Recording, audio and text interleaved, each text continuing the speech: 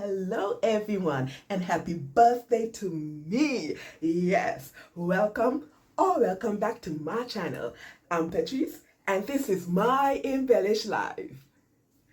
Ayo, come. Let's gather around and let's have a meeting here, because in this episode there are some birthday shenanigans. I tell you. You would not believe it. From almost mutilating my thumb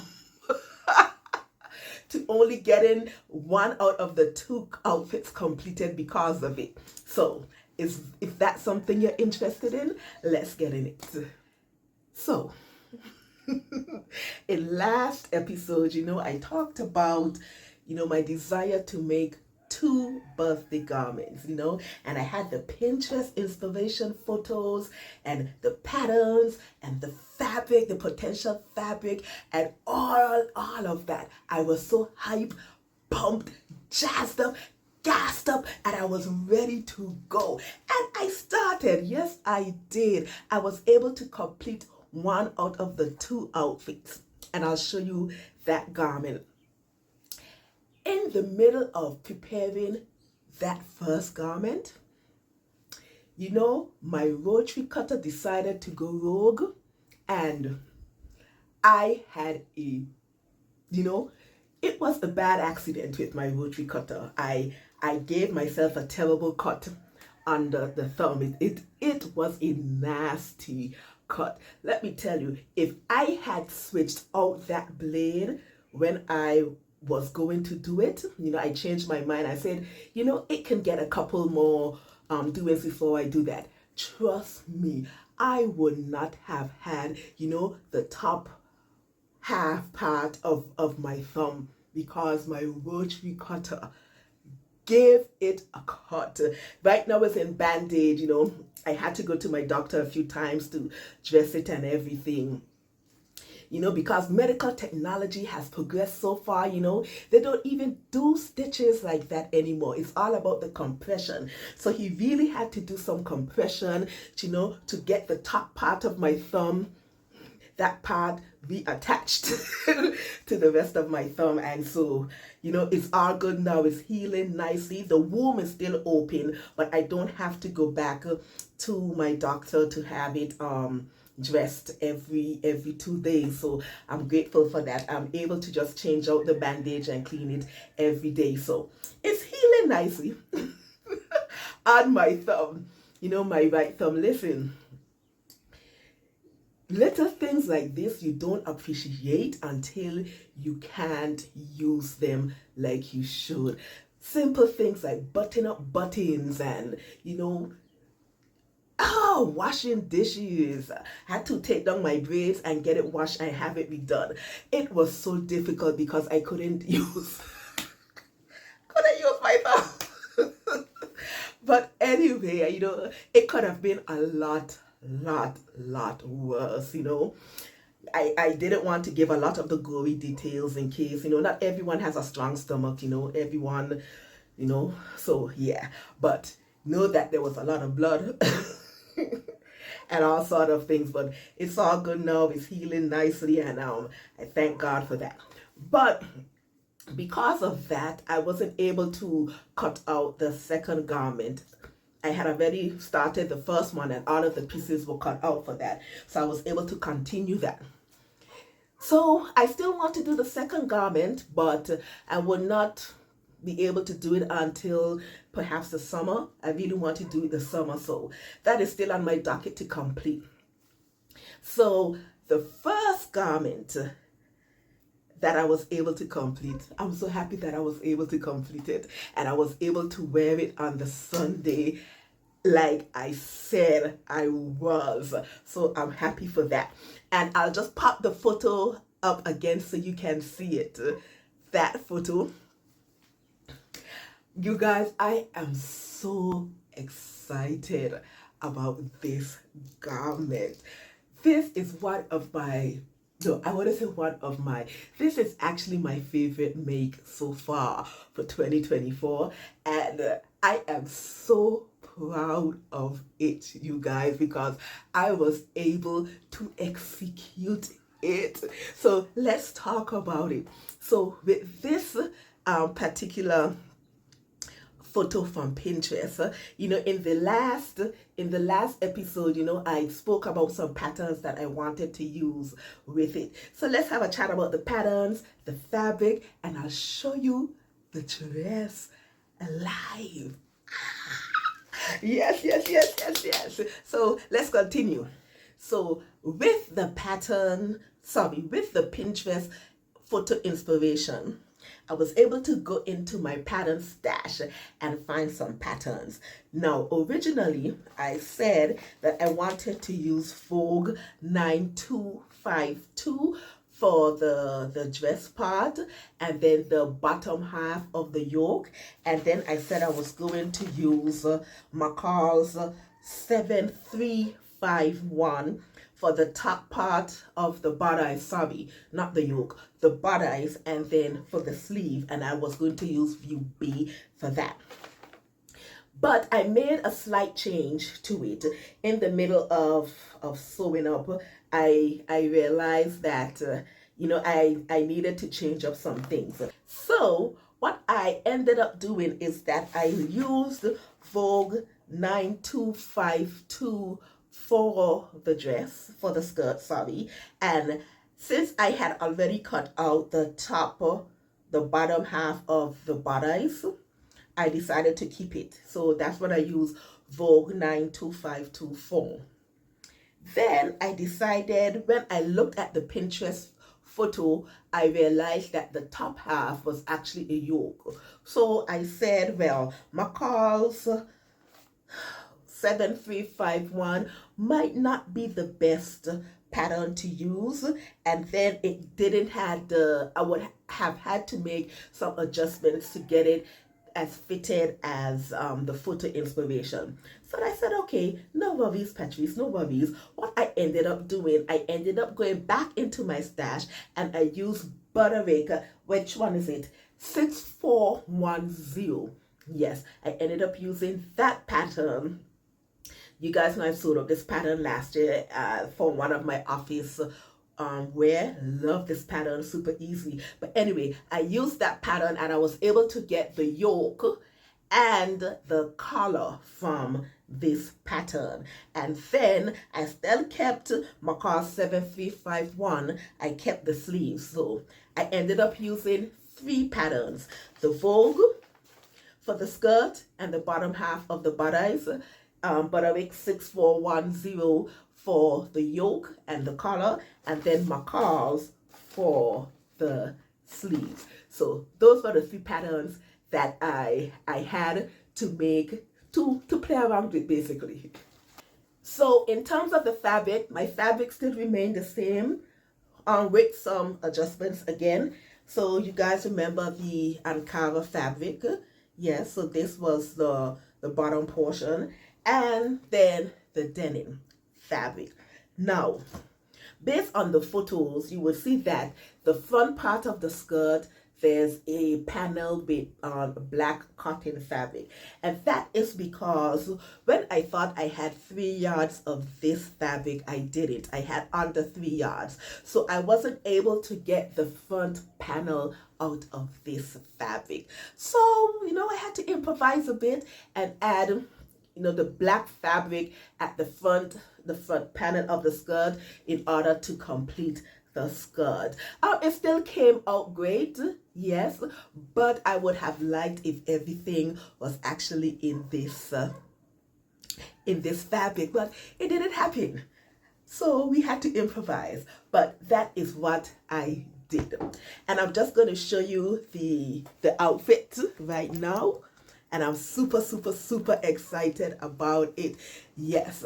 So here is the finished garment. Super, super long. Yes. Just gonna stand up a bit so you can see. So I'm showing you the back. This is the back. Sorry, the back. So that's the back yoke. All of this, is the bottom half from the Vogue yoke, the collar from Butterick, the sleeves from McCall, the upturned sleeves. And then, I had to make the adjustments to insert the zipper at the front. And then we have pockets. Look.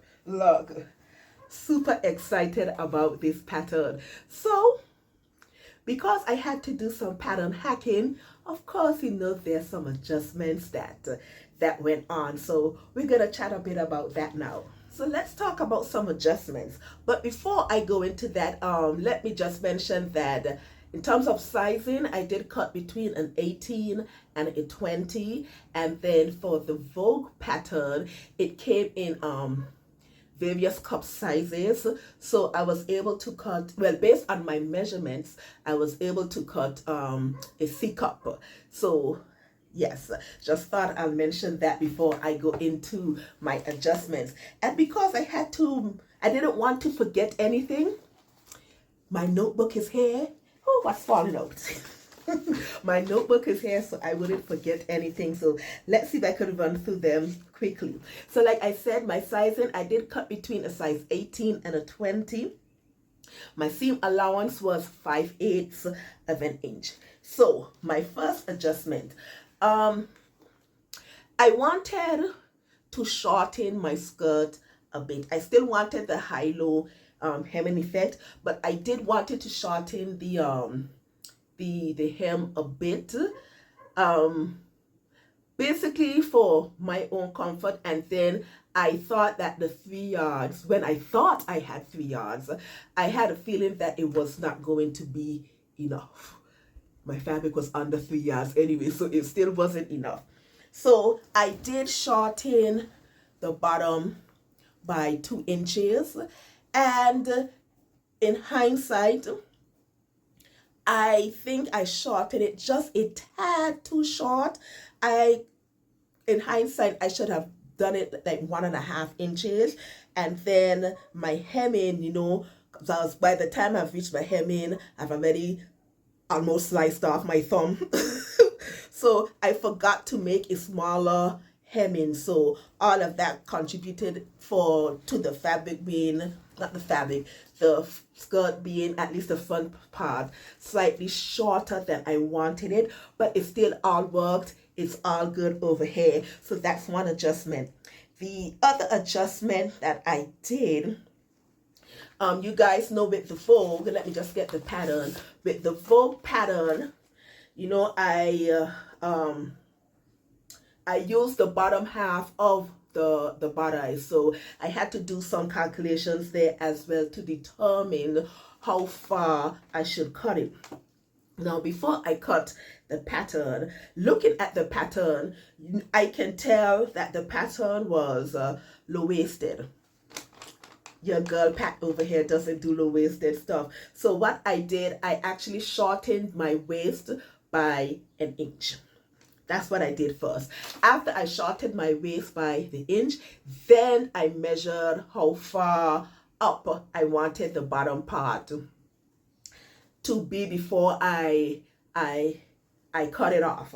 So I did measure up 6.5 inches from the bottom, and I cut all of those pieces from there for the bottom half of the bodice. So that's the other adjustment that I did. Then, because in the original patterns in the Vogue and in the Butterwick, the zipper are at the back. Okay, so I wanted the zipper at the front. I wanted an exposed zipper at the front. So therefore, I had to do those adjustments as well. I had to, you know, instead of cutting on the fold for cutting one on the fold, I had to cut two and then make provisions for the seam allowance at the front of the garment. So I did all of that for my adjustments.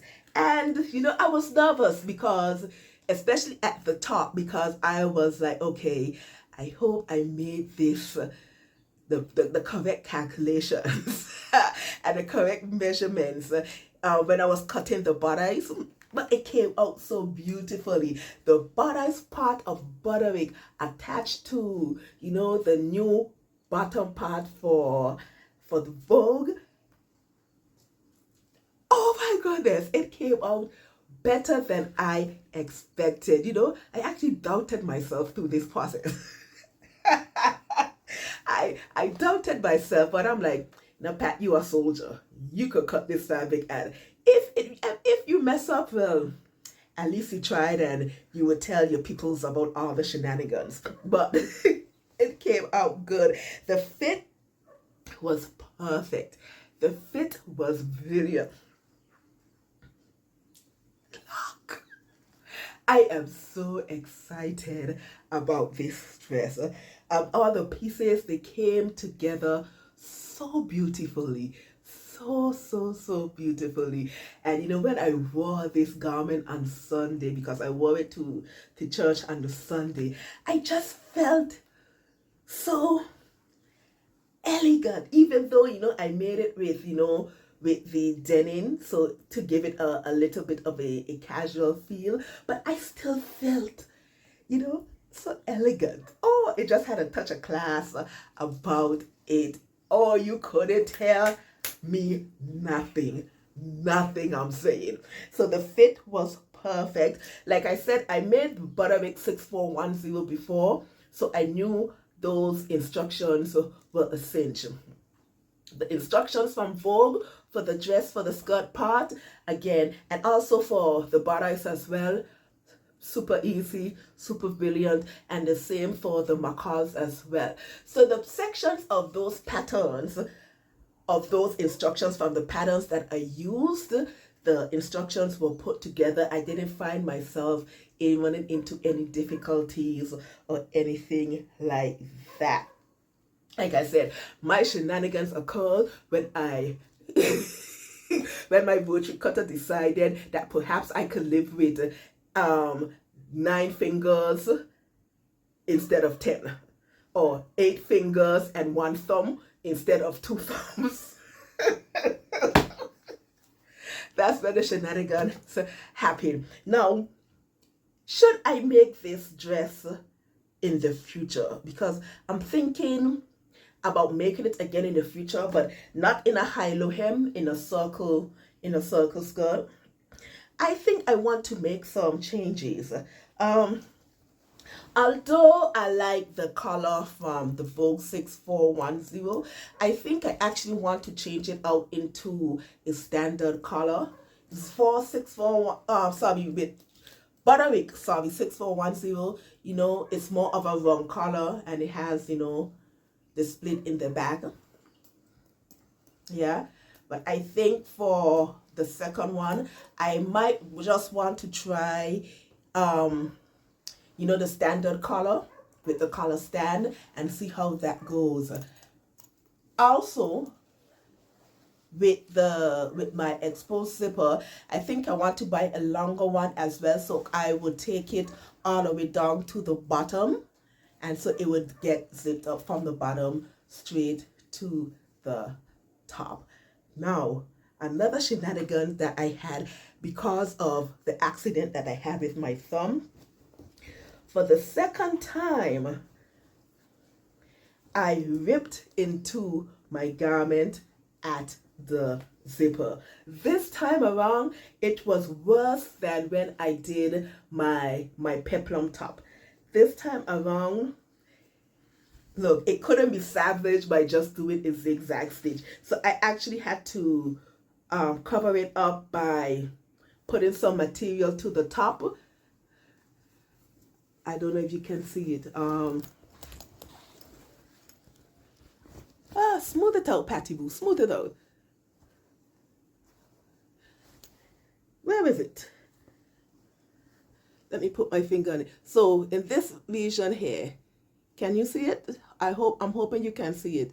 You can see that there's a square right here. Right here. Yeah. I had to cover up that incident. I'm like, look, we've come too far for this shenanigan to happen. And you know, we had to fix it. So that is what I did.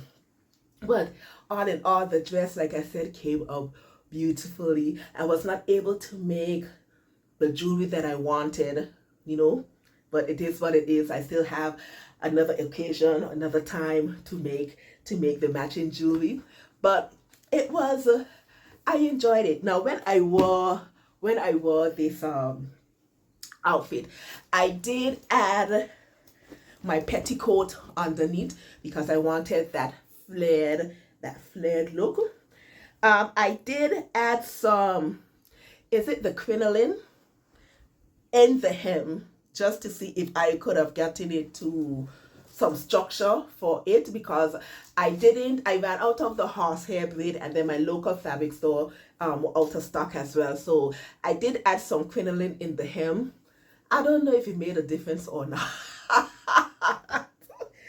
But anyway, I decided to wear my petticoat under the dress, and it came out beautifully. It was beautiful. I will make the vogue again, because this pattern, you can really make it for formal occasions. You know, some nice brocade fabric, you know, that kind of structured fabric with this, and you can either change out the top, so you know you have, you know, the off the shoulder kind of top or the asymmetrical top. If you don't want this would make an excellent evening garment or a gown. And so can't wait to, you know, do some more hacking with this pattern. It's a Vogue Easy pattern, and we'll see. Like I said, I wasn't able to do my other outfit, which I am super bummed about, but we'll get around to it. But I'm so happy with the outcome of this outfit, and I hope you all enjoyed it too as well, because I did, and I have the casualties of war to prove it. All right, lovies, that is all that I have today for my Pinterest inspiration birthday outfit. How did I do? Tell me, let me know. Pop it in the comments below. And while you're at it, don't forget to like and subscribe, and also click that notification bell so you can keep up with all of my other shenanigans. I hope you have a lovely day. Enjoy the rest of your week. Think lovely thoughts. Keep on smiling, and always remember to make beautiful and wonderful things. All right, lovies, I'm out of here. Bye.